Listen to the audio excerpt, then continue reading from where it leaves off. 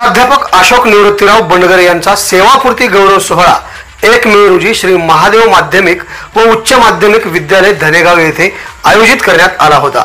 यावेळी आजी माजी गुणवंत विद्यार्थ्यांचा सत्कार व मतदानाची टक्केवारी वाढविण्यासाठी जनजागृती अभियान राबविण्यात आले होते। महाराष्ट्र शासनाचे राज्यस्तरीय आदर्श शिक्षक पुरस्कार प्राप्त प्राचार्य रामलिंग मुळे यांनी निवडणुकीच्या पार्श्वभूमीवर जिल्ह्यातील मतदार बंधू भगिनींमध्ये जनजागृती निर्माण व्हावी यासाठी स्वीप पथकाद्वारे प्रबोधनात्मक लोकगीते, भारूड, गोंधळ, पोवाडा, गवळण अशा विविध गीतांच्या माध्यमातून जनजागृती करण्यात आली। ही जनजागृती महादेव खलुरे, शिवकुमार गुळवे, नागनाथ स्वामी, अर्चना माने यांनी केले। यावेळी प्राचार्य रामलिंग मुळे यांनी कार्यक्रमाला उपस्थित असलेले सर्व विद्यार्थी, पालक, पाहुणे व सर्व शिक्षक या सर्वांना मतदानाची टक्केवारी वाढविण्यासाठी शपथ दिली। माध्यमिक शिक्षणाधिकारी नागेश मापारी यांनी संस्थेचे व प्राचार्य रामलिंग मुळे आणि सर्व शिक्षक कर्मचारी यांचे भरभरून कौतुक केले।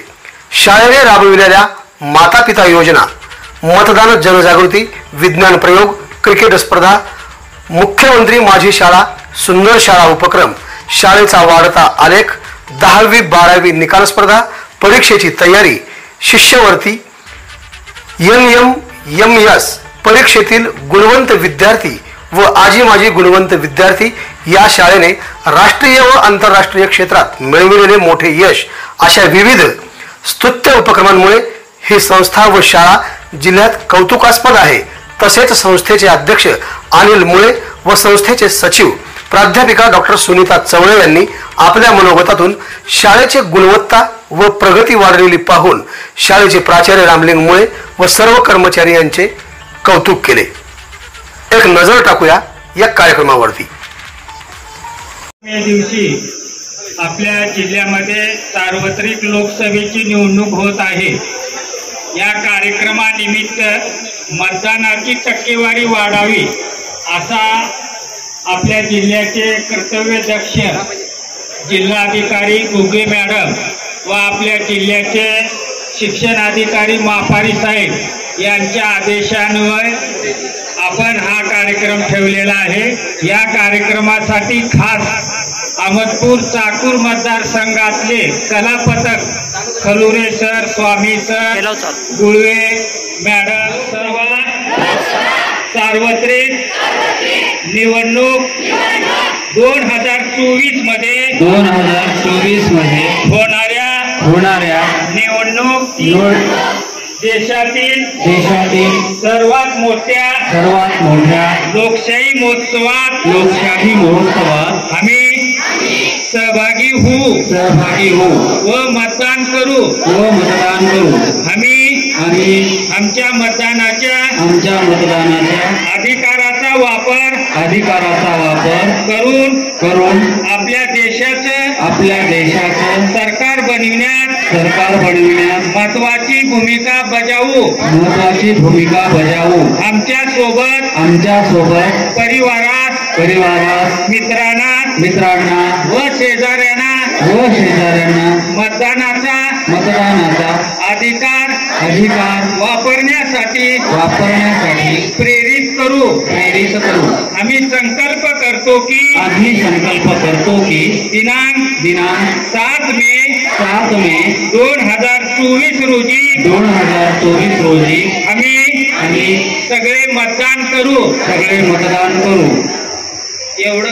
जय हिंद, जय महाराष्ट्र, जय महाराष्ट्र। सोहळा या प्रसंगी मंचावर उपस्थित असलेले या संस्थेचे अध्यक्ष इंजिनियर अनिलजी मुळे, कार्यक्रमाच्या उद्घाटक व मार्गदर्शक प्राध्यापिका डॉक्टर सुनीताताई चवळे मॅडम, माझ्या समवेत आलेले निशिकांत मिरकले सर ज्यांनी आत्ताच कार्यक्रमाचं प्रास्ताविक केलं, असे या शाळेचे मुख्याध्यापक मुळे सर।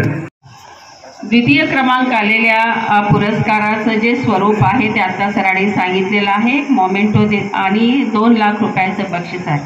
किती रुपये आपल्याला बक्षिसाच्या स्वरूपात मिळाले याला महत्त्व नाही, पण त्यामध्ये आपली शाळा द्वितीय क्रमांकावर आलेली आहे आणि ज्या स्वरूपामध्ये आपल्याला बक्षीस मिळालेलं आहे त्या स्वरूपातील बक्षिसाचं आपण महाविद्यालयाच्या शाळेच्या विकासासाठी आपण ते उपयोगी आणणार आहोत। या ठिकाणी शाळेला शुद्ध पाण्याचे आमचे विद्यार्थी बाहेर गावून येतात। आत्ता सरांनी सांगितले 40 गावातून आपले विद्यार्थी या ठिकाणी येतात, परत सर्व स्टाफ आहे, सर्वांना पाणी पिण्याची व्यवस्था, शुद्ध पाणी पिण्याची व्यवस्था या ठिकाणी करण्यात येईल। तसेच ग्रंथालयामध्ये उत्कृष्ट पद्धतीचे MPSC तसेच सर्व विषयाच्या पुस्तकांची व्यवस्था आपल्या लायब्ररीमध्ये करण्यात येईल। अशा विद्यार्थ्यांच्या उपयुक्त असलेल्या ज्या गोष्टी आहेत त्या गोष्टी आपण या ठिकाणी पूर्ण करणार आहोत। आत्ताच आपण गुणवंत विद्यार्थ्यांचा सत्कार केला आणि मुळे सरांनी सर्व सविस्तर असं महाविद्यालयाची यशोगाथा या ठिकाणी सांगितलेली आहे आणि त्याबद्दल आम्ही सर्व आमचं व्यवस्थापन मंडळ, मॅनेजमेंट या महाविद्यालयाच्या पूर्ण विकासाच्या बाबतीत समाधानकारक आहोत, आनंदी आहोत आणि सर्वांचं आदरणीय लोहारे गुरुजी तर नेहमी सांगतात धनेगावची शाळा ही अतिशय उत्तम आहे। रामलिंग मुळेंच्या मार्गदर्शनाखाली उत्तम असा स्टाफ तयार आहे आणि त्यांच्या प्रयत्नातून निकालही अतिशय सुंदर आणि छान पद्धतीने या ठिकाणी निकाल लागतात। माझा या ठिकाणी सत्कार करण्यात आला।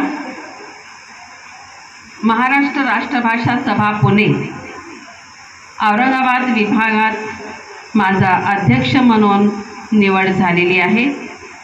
माननीय माजी आमदार उल्हासजी पवार यांच्या अध्यक्षतेखाली पुणे येथे बैठक झाली आणि त्या सर्वानुमते मला माहीतही नव्हतं माझं नाव हे घेतील किंवा माझी नियुक्ती या ठिकाणी करतील आणि मीटिंगमध्ये बसल्यानंतर अनपेक्षित तरी माझं नाव सुचवलं आणि त्या ठिकाणी आपल्या मराठवाडा विभागामध्ये हिंदीचा राष्ट्रभाषा हिंदी या विषयाचा प्रसार आणि प्रचार करण्यासाठी या ठिकाणी मला त्यांनी एक जबाबदारी दिलेली आहे आणि प्रत्येक शाळेमध्ये या राष्ट्रभाषा हिंदीचा प्रचार आणि प्रसार शाळा महाविद्यालयामध्ये ज्युनियर महाविद्यालयापर्यंत याचा प्रचार आणि प्रसार चालू आहे आणि परत पुढं करायचं आहे।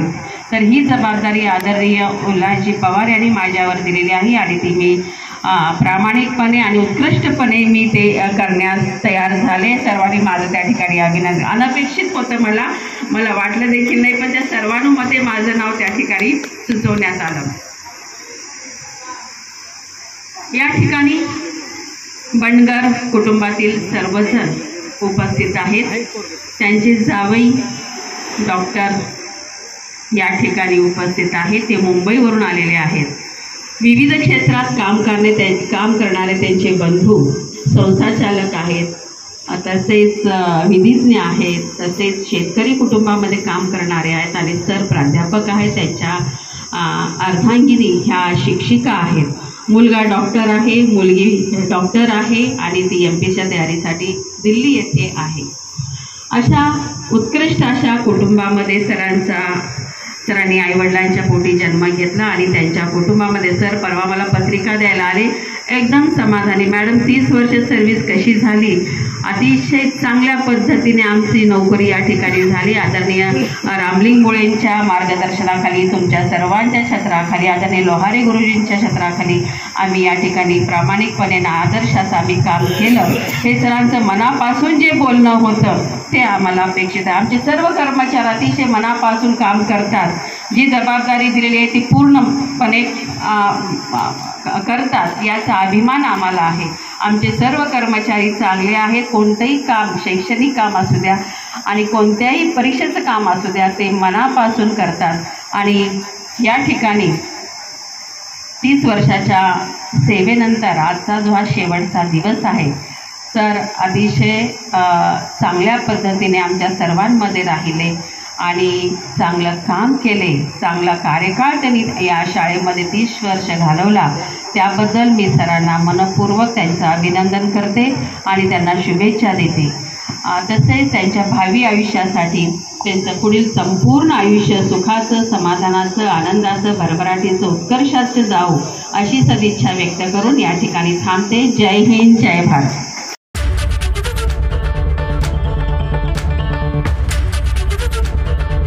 आले आणि कुठलंही काम असेल तर तुम्ही करा, फक्त एवढंच आम्हाला सांगत आले, आम्ही करत आलो. त्याचबरोबर आमचे परीक्षे बंदर सर आम्हाला सांगत गेले. त्याचबरोबर सागरामध्ये होते 2 वडक्याची भेट, एक लाट डोहा तोडी पुन्हा नाही भेटत. परंतु या व्यक्तीप्रमाणे येणार नाही, भेटणारच आहे, येणारच आहे. माझी शाळा आहे, मी या शाळेसाठी आणखी पुढं जेव्हा काम पडेल त्यावेळेस मी कामासाठी किंवा कुठल्याही गोष्ट असेल तर त्या ठिकाणी जरूर येणार आहे.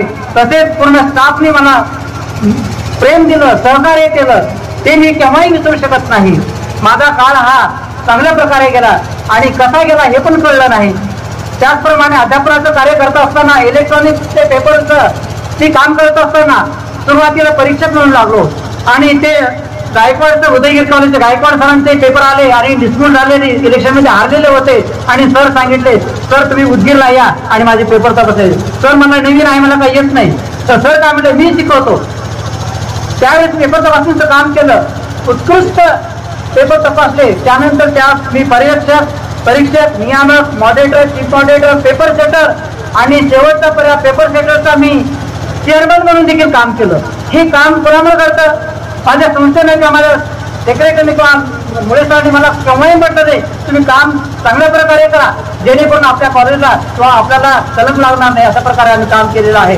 त्यानंतर घरामध्ये आमच्या चौघ भाऊ, पहिले भाऊ माझे मोठे भाऊ ॲडव्होकेट बाबुरावजी बलगार आहेत. त्यांनी वडील वाढल्यानंतर आम्हाला वडिलांची माया दिली. ते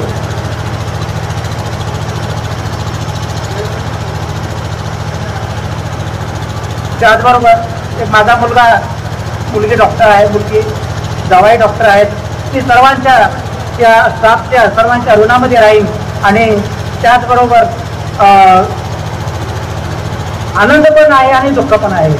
त्याचबरोबर कन्या सासुराची जाई मागे पडतो न पाहिजे, ऐसे झाले माझी दुआ. सर्वांनी इथं माझ्या त्या स्टाफ कार्यक्रमाला आलेले मुळे साहेब असतील, मॅडम मापारी साहेब, गजानन शिंदे साहेब, त्यानंतर रोडगे साहेब, जिंदाळकर साहेब, त्यानंतर देलुकर सर, माझे गुरु आहेत देलुकर सर, आणि परीट आमचा विद्यार्थीच आहे. तर या सर्वांनी मला चांगल्या प्रकारे सहकार्य केलं आणि या देलुकर सरामुळेच आम्ही इथं सर म्हणून आणि जेव्हा सर येतो म्हणलं तर मला आनंद खूप झालेला होता.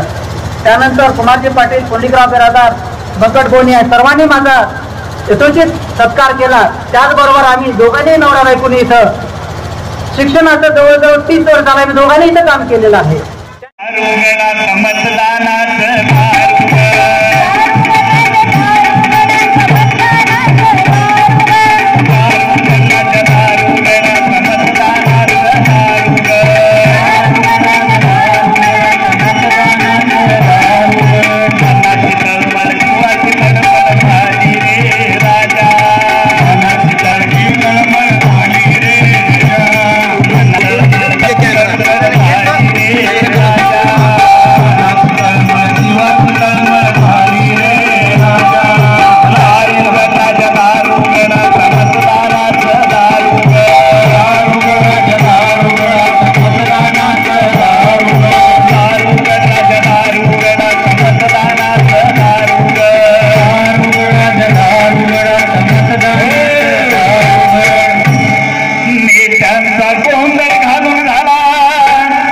मतांचा जोगवा मागून झालाय, भारूड भाषणांची ऐकून झाली आणि आता निर्णयाची वेळ आली बघा.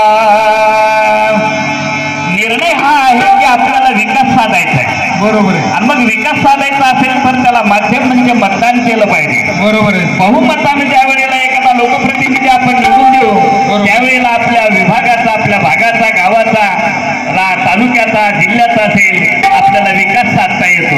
आणि म्हणून आज आपल्याला निर्णय घ्यायची वेळ आली. 7 मे रोजी सर्वांनी 100% मतदान करायचं आणि आता निर्णयाची वेळ आली बघा. आणि म्हणतात म्हणतोय दारुगणाच्या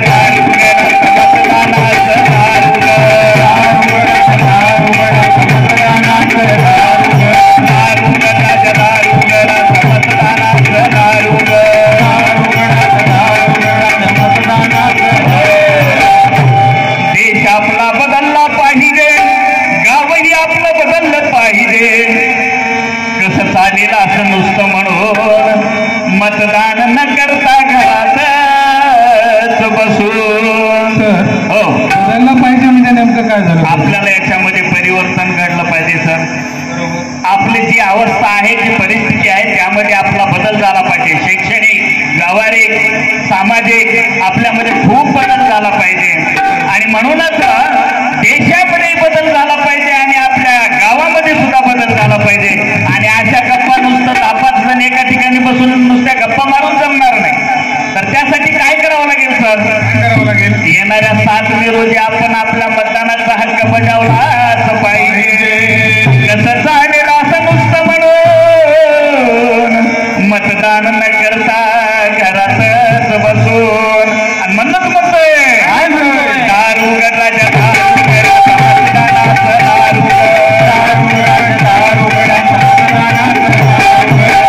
गटाच्या दारू गडाचं मतदानाचं दारू काय झालं खळोरे सर? एवढं करूनही एवढं जागृती करून सुद्धा एक मतदार रुसूनच बसला. असं का? आणि तो मतदार काय म्हणतो माहित आहे का? काय म्हणतो? एका मतानं फरक पडल काय म्हणून निराश होतोस काय अशी म्हणतो. माझ्या गावातल्या सगळ्या मतदारांनी जाऊन मतदान केंद्रावर मतदान करावं आणि मी घरातच बसावं. म्हणजे मला सोडून बाकी त्यांनी सगळ्यांनी मतदान करावं. असं का? असं म्हणायला आहे. असं करून चालेल कसं? नाही चालणार. नाही, एक मताची किंमत सुद्धा खूप महान आहे. हो बरोबर आहे. शासन उभारण्यामध्ये आणि शासन पाडण्यामध्ये सुद्धा एका मताची किंमत मोठी आहे. म्हणून एका मताला फरक पडल काय म्हणून निराश होतोस काय. जरी असेल तुझा खारीचा वाटा त्यानेच तयार होतील विकास वाटा. आपलं एकच मतदान आहे, ह्यानं काहीच फरक पडणार नाही. ही खारीचा वाटा, ह्याला खारीचा वाटा जरी वाटत असेल एकच मतदान तरी सुद्धा या मतदानाची किंमत फार मोठी आहे. त्यानेच तयार होतील विकास वाटा. आणि म्हणूनच म्हणतोय दारू गटाच्या दारू मतदानाचं दारू गटाच्या दारू मतदानाचं दारू.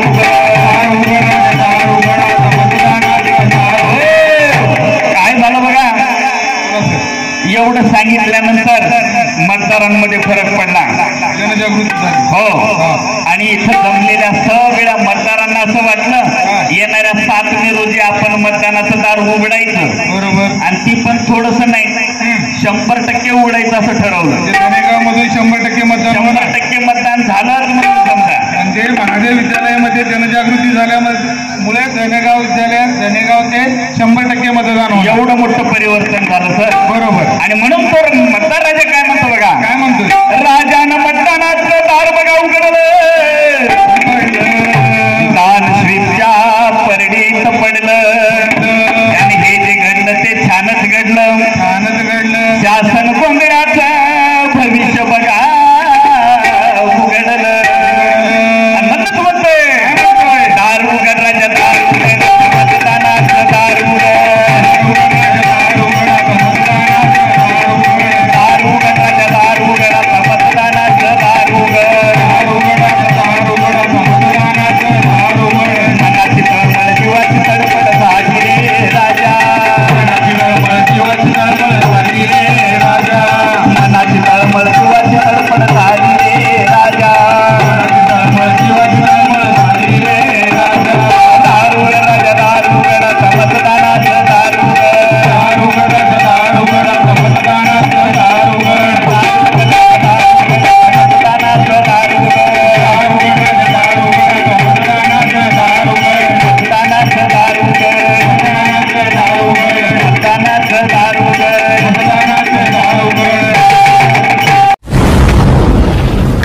आवाज बहुजनांचा.